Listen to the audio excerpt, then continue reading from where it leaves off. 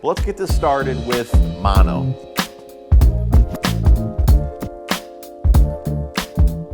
Now, mono is the line that's been around forever. It's the original line, guys, been using it for years, but you don't hear guys talk about it too much anymore. Better lines have come out, mono kind of gets pushed to the side, but there's still a time and a place for mono. Now, mono, okay, it has the biggest diameter across the board. If you compare it to fluorocarbon and braid, mono has the biggest diameter. It has the most stretch, it has a ton of stretch in it. Pretty good abrasion resistant, not strength. But mono is a floating line, and that's kind of what separates it from the other two. Okay, it's a floating line. So I use mono the most for topwater. Okay, if you're gonna throw out a walk the dog type bait or a popper with fluorocarbon, okay, fluorocarbon is a sinking line. So if you throw a popper out with fluorocarbon, you pop it a couple times, that line is going to begin to sink, and sooner or later, the nose is going to be drugged down from that line. It's no longer going to work properly. So you need to use a floating line for those top water lures. Again, like your poppers, walk the dog type baits and things like that. If you're gonna toss a buzz bait, something fast moving, you can get away with fluorocarbon. But again, a bait that's going to be sitting still, once that line begins to sink, that line will drag the nose of the bait down, and again, it will no longer work properly. So for top water baits, definitely go with mono. Now, I also use mono for depth control, okay? I fish pretty stained to muddy water. I'm always fishing shallow. I love crankbaits, okay? But sometimes I may want my crankbait to run shallower than it would dive, well, let's say, 12-pound fluorocarbon. Okay, fluorocarbon, again, is a sinking line. You'll get your max depth with fluorocarbon. But if I have a bait that dives, let's say 5-6 feet, I only want it to dive a few feet, I'll put on that bigger diameter floating line, let's say 20-pound test, and it'll keep my bait up a couple extra feet compared to a smaller diameter sinking line. So again, I use mono for depth control with crankbaits, and I use it for topwater. But really, it's the one line you can use for everything. Okay, it may not be the best for everything, but if you're only gonna pick one line to do it all, I personally would go with mono, again, just because it can do it all. Fluorocarbon cannot toss topwater. So anyways, mono would be my #1 choice of a good all-around line, but I mainly use it for topwater and depth control.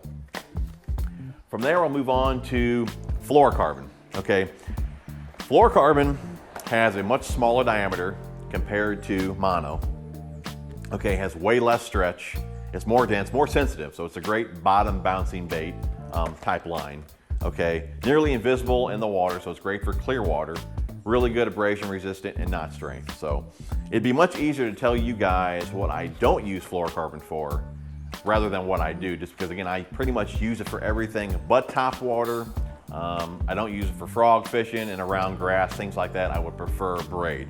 Other than that, I'm using fluorocarbon for all my crankbaits, spinner baits, chatterbaits, flukes, all my finesse type baits. I mean, you name it, Texas rig, jigs, I'm using fluorocarbon for. Again, I don't use it for topwater, and I don't use it for, again, around grass and frog fishing, things like that. So I mainly use it for everything else. Again, the smaller diameter really gets you max depth on your crankbaits. Again, it's way more sensitive compared to mono, with less stretch, being more dense. You just feel way more with fluorocarbon versus the mono. Okay, so that's when I would use the fluorocarbon. From there, we move to the braid. Now, braid has zero stretch for the braid, really small diameter. I believe like a 50-pound test, I may even say it on here, 50-pound test is usually like the same diameter as like 12-pound line. So really small diameter, super strong, again, zero stretch.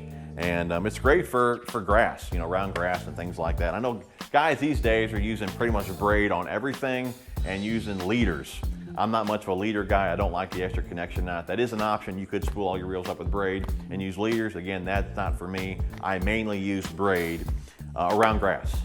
So frog fishing, if I'm gonna pitch and flip around mats, swim jigs, anything around grass, I prefer braid. I do not like braid at all around wood. If you pitch to some brush with braid, if it wraps around a branch and you pull on it, it just digs into that wood and you got to go in and get it. So for me, I mainly only use braid around grass. Again, mainly topwater frogs, swim jigs, again, pitching and flipping in mats is when I use the braided line. So it's kind of just a quick rundown, Basically, mono would be top water, depth control, but again, it's a line you can use for everything. Fluorocarbon, I mainly use for everything else that is not top water around grass. And then of course, when I'm around the grass, I go for the braid. So that's just a quick breakdown, guys, of what you can use each style of line for. Now, something else I want to hit on real fast is your rod action. Okay, years ago, rods were like broomsticks. Okay, so it wasn't a huge deal to use a line with a lot of stretch in it because your rod didn't give that much. These days, rods are much softer than they were years ago. So just a quick example, if you're going to throw, mono on a softer action rod, make a really long cast, working the bottom. Let's say you're gonna work a Texas rig or a jig. You're gonna bomb out a cast 40, 50 yards, okay? You're working your jig, you get all that slack in your line, a ton of stretch with a softer action rod, okay? The hookup ratio is not going to be that great.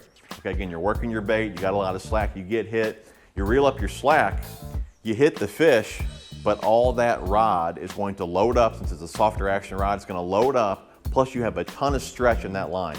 So again, on bottom bouncing baits, all that stretch in mono with a softer action rod is not going to be that great. So that's another way that I kind of pick which line I'm going to use. If I have a stiffer rod with a moving bait, then I don't mind using mono just because the line will give when the rod is not going to. So I like a give somewhere, some stretch somewhere, either a softer rod or the line. I like to have some stretch. So if I'm using a stiffer rod, I don't mind the mono. But if I'm using a softer rod, I want a line with less stretch. Anyways, guys, hopefully that video helps you understand which line you should be using for different techniques and different situations. Also, how the rod action can come into play as well. Hopefully you guys enjoyed the video. Smash the thumbs up. We will see you guys on the next one.